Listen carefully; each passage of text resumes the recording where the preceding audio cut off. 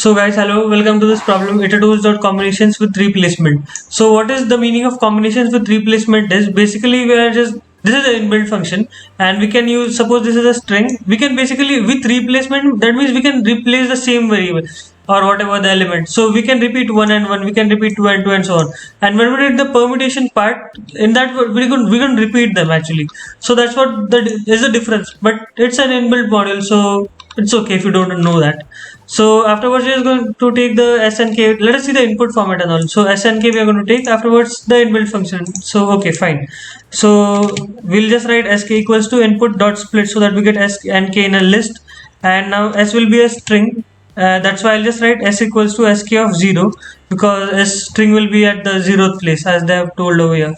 Hold on, yes. So in this format we are going to take input dot split. So the list will be the 0th index, or the element of the at the 0th index will be hack, and the first index will be k, that is 2. So I just assigned s equals to sk of 0, that is s will be hack, and afterwards k equals to sk of 1.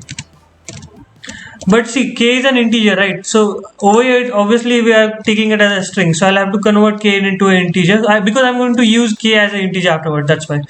And afterwards I think we just have to use that inbuilt function. For that I'll have to obviously import that module, so I'll just import iter2s. Okay, fine. And afterwards I'll have to make a list of that whatever output we want. So I'll just make a list, output equals to a list of, now I'll write iter2s dot I think it was combination with replacement of s and k.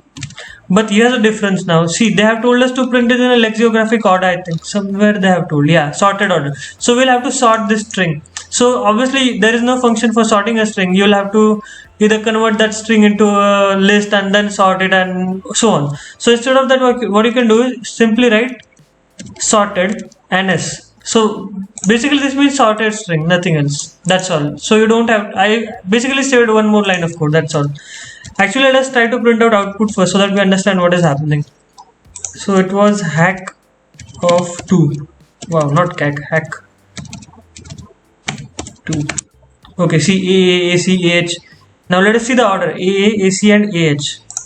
If our order is ready, yeah, A, C, H. So it is fine. I think it looks fine. So now instead of printing output, I have to print the output in the way that they have told us. So I'll simply write for I in output.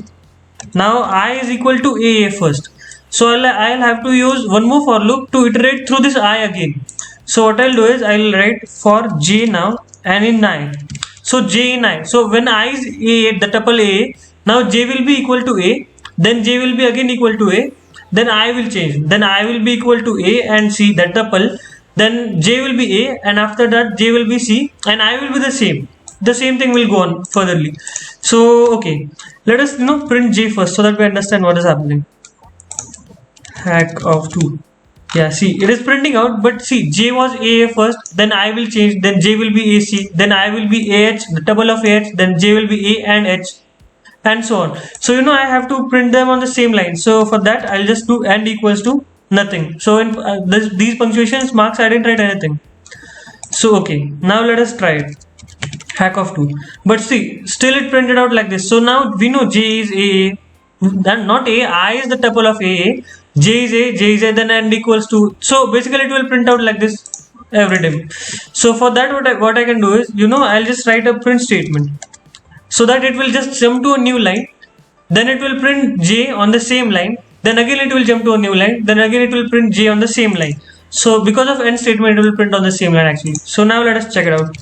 Hack of 2. See, now it is working. But see, there's one more problem. It is printing a new line on the start of the code. That's not what we want, right? Because if we do it on HackerRank, here's no start at starting base. Basically there's no space, so we don't want it again.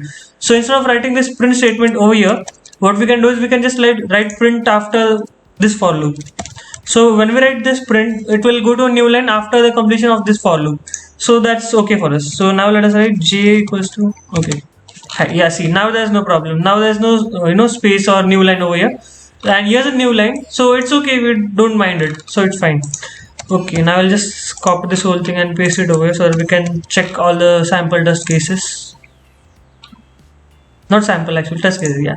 So everything is fine, there's no error. So that's all. Thank you.